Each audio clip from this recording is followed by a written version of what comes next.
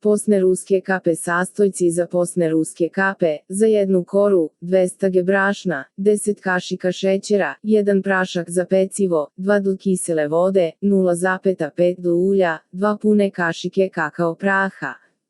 Za fil 500 ml sojinog mleka ili palminog, 200 g šećera, 2 vanil šećera, 3 kašike gustina, 3 kašike brašna, 250 g posnog margarina. Za glazuru 100 g posne čokolade, 3 kašike ulja, kokos za valjanje.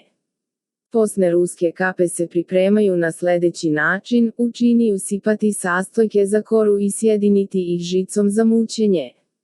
Pleh 38x26 cm obložiti papirom, sipati smesu i staviti koru da se peče u prethodno zagrejanu rernu na 200 C 15 min.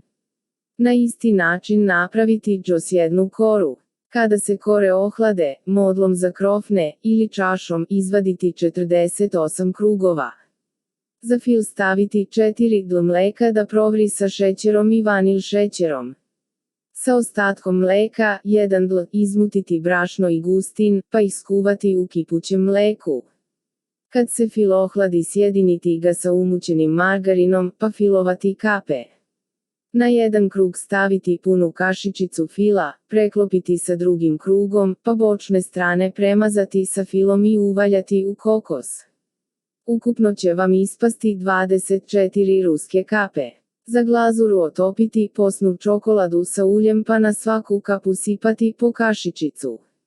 Ohladiti ih do sluzenja. Za najnovije recepte kliknite subscribe, like i zvons, svaki dan najnoviji recepti, zato nas zapratite.